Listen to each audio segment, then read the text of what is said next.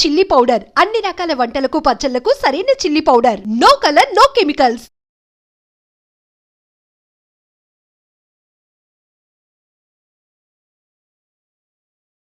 నమస్కారం, welcome to I dream. ధర్మ మార్గం విత్ విజిత కార్యక్రమానికి స్వాగతం. ప్రస్తుతం మనతో పాటు ఉన్నారు ప్రముఖ ఆధ్యాత్మికవేత్త, పంచాంగకర్త బ్రహ్మశ్రీ చిలకమర్తి ప్రభాకర చక్రవర్తి శర్మ గారు. గురువు గారు రాసిన పుస్తకాలు ఎన్నో ఉన్నాయి. వాటిల్లో ముఖ్యంగా ఒక 2-3 పుస్తకాలు విశేషమైనవి. వాటిల్లోంచి ఒకటి ప్రధానంగా తీసుకోగలిగితే అదే స్వామివారికి సంబంధించిన దశావతారాలకు సంబంధించిన పుస్తకం.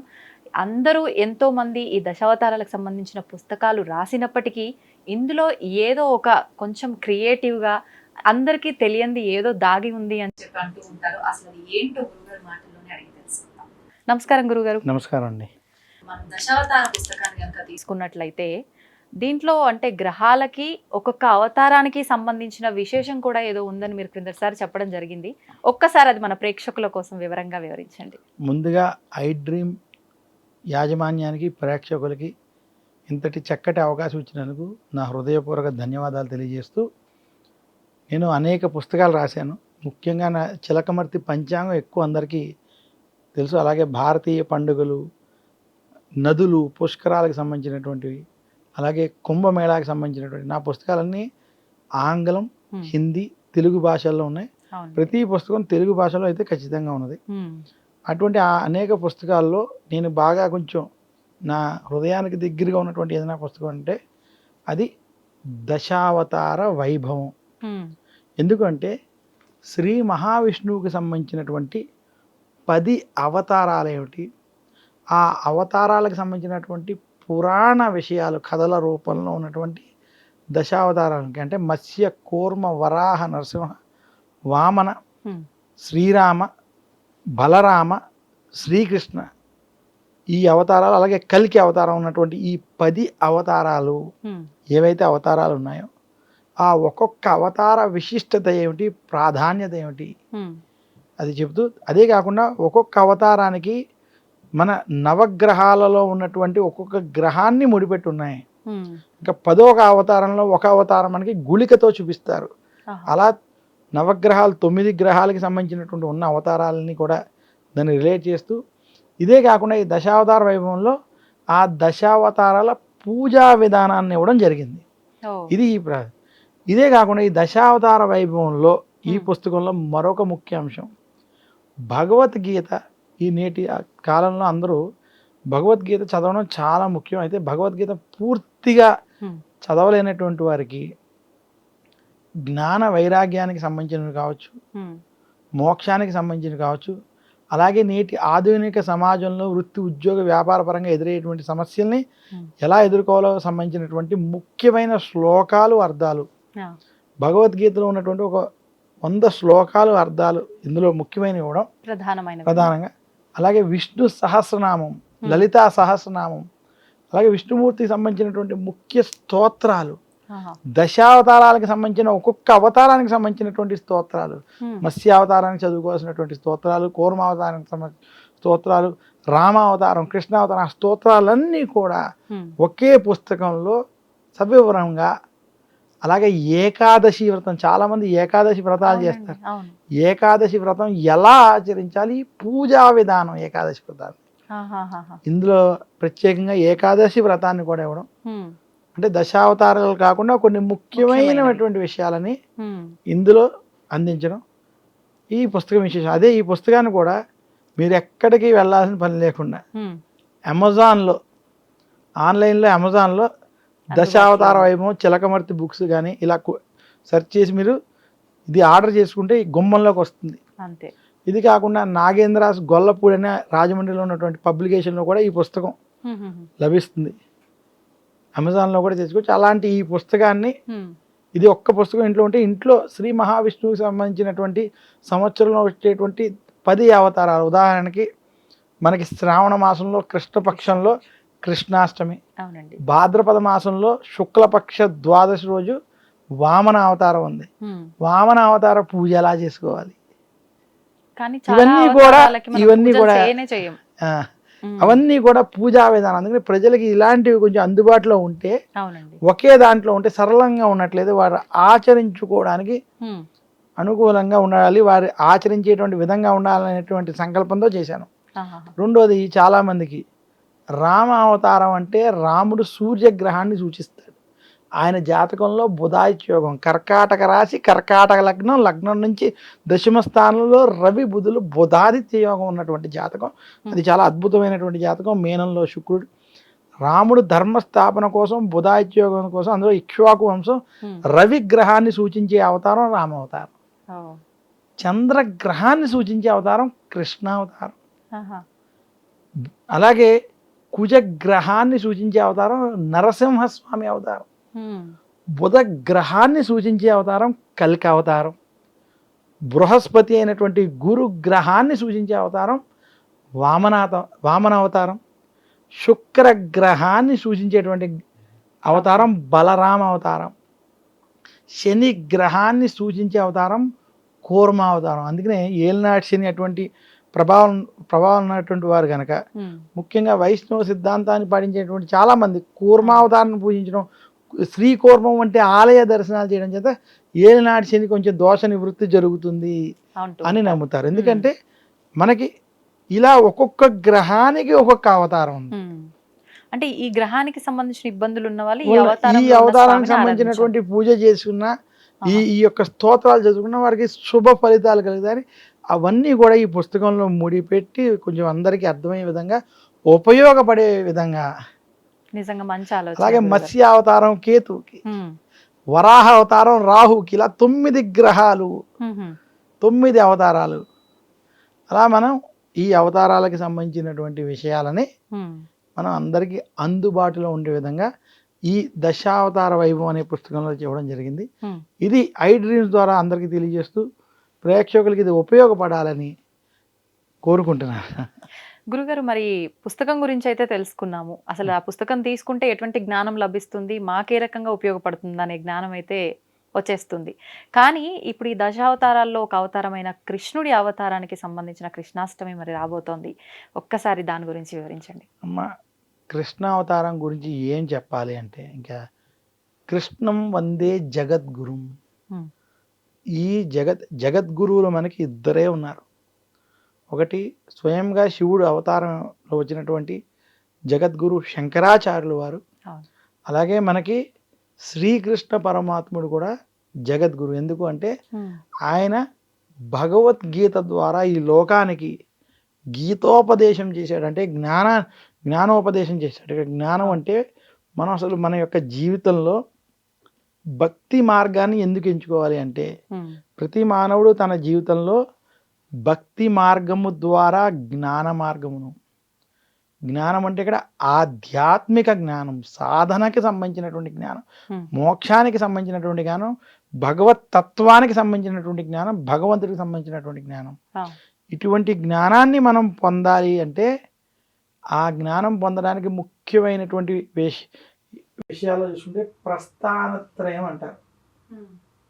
ప్రస్థానత్రయం అంటే బ్రహ్మసూత్ర భాష్యం, ఉపనిషత్తులు, భగవద్గీత, ఈ 3 కూడా ప్రస్థానత్రయం అని అంటారు. అసలు ఈ 3 చదవడం కూడా పక్కన పెడితే, కనీసం భగవద్గీత ఒకటి మనం చదువుకుని భగవద్గీతను అర్థం చేసుకున్నట్లయితే జ్ఞాన మార్గం ద్వారా మోక్ష మార్గానికి అడుగులు పడతాయి. మోక్ష మార్గానికి మెట్లే భగవద్గీత. అటువంటి భగవద్గీతని ఈ ప్రపంచానికి అందించినటువంటి జగద్గురు శ్రీకృష్ణుడు వారు. అటువంటి శ్రీకృష్ణుని యొక్క జననము జరిగినటువంటి రోజు కృష్ణాష్టమి.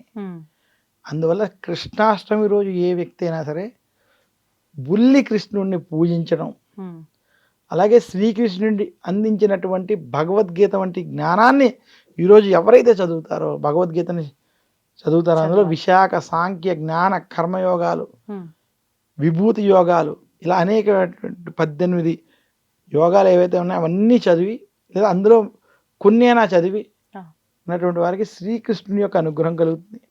ఇదే కాకుండా కృష్ణాష్టమి రోజు విష్ణు సహస్రనామం వంటివి పారాయణం చేయాలి. అసలు విష్ణు సహస్రనామం ఎంత గొప్పది అంటే, అందులో విష్ణు సహస్రనామంలో కూడా ముందుగా ప్రశ్నలు, అర్థాలు ఉంటాయి. ప్రశ్న వేస్తున్నది ప్రశ్న ఎవరు? అందులో కూడా భీష్ముడు శ్రీ భీష్మ ఉవాచ అంటే దానికన్నా ముందు కిమేకం దైవతం లోక కిం వాప్యేకం పరాయణం స్తువం సక్కం కమర్చంత ప్రాప్నుయుర్మానవా శుభం కో ధర్మ సర్వధర్మాణం భవతః పరమోమత కిం జపం ముచ్యతే జంతు జన్మ సంసార బంధనాత్. ఇది ప్రశ్న. ఎటువంటి కో ధర్మ సర్వధర్మాణం, అన్ని ధర్మాల్లో ఎటువంటి ధర్మమే గొప్పది, ఎటువంటి వాణ్ణి మనం పూజించినట్లయితే ఈ జన్మ సంసార బంధనాల నుంచి మనం విముక్తి పొందగలం. కో ధర్మ సర్వధర్మాణం భవతః పరమోమత కిం జపం నృత్యతే జంతు జన్మ సంసార బంధన. దానికి భీష్ముడు చెప్తాడు.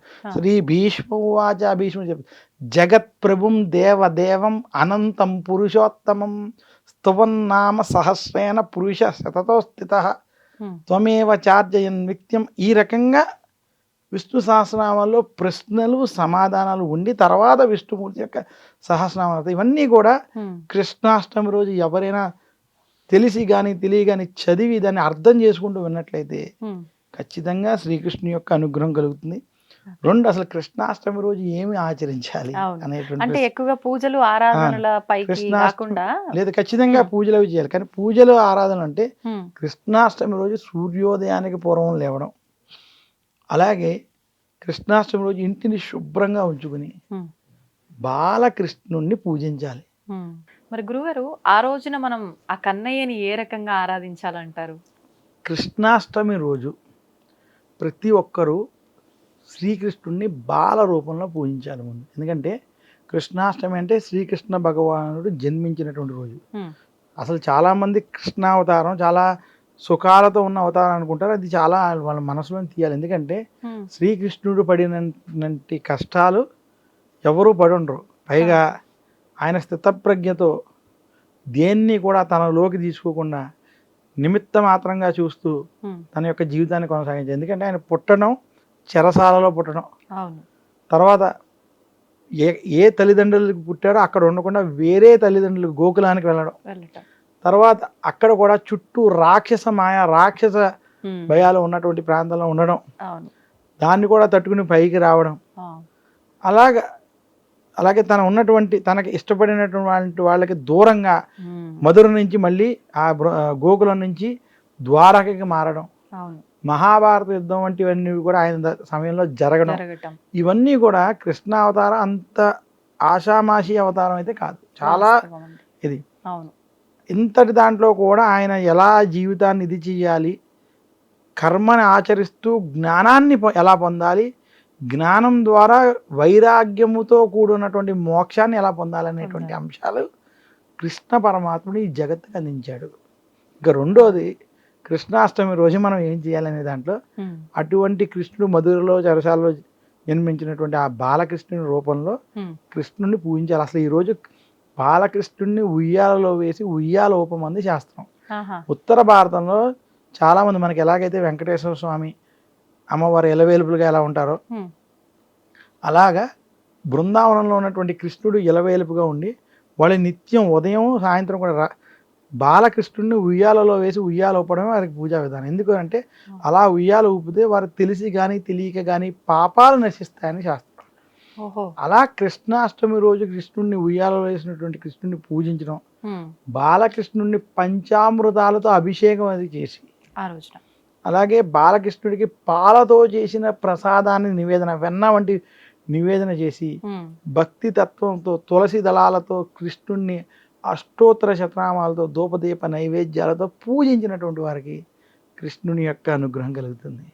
అలాగే కృష్ణాష్టమి రోజు కృష్ణుడికి సంబంధించినటువంటి స్తోత్ర పారాయణం వంటి కనీసం భగవద్గీతలో కొన్ని శ్లోకాలని అర్థాలని విష్ణు సహస్రనామం వంటివి ఈ రోజు చదువుకున్నట్లయితే విశేషమైనటువంటి ఫలితం. ముఖ్యంగా కృష్ణాష్టమి రోజు రాత్రి జాగరణ చేయడం, రాత్రంతా కూడా మన శివరాత్రి ఎలాగైతే రాత్రి శివారాధన చేస్తాం, కృష్ణాష్టమి ఎందుకంటే కృష్ణుని యొక్క జననం అర్ధరాత్రి జరిగింది.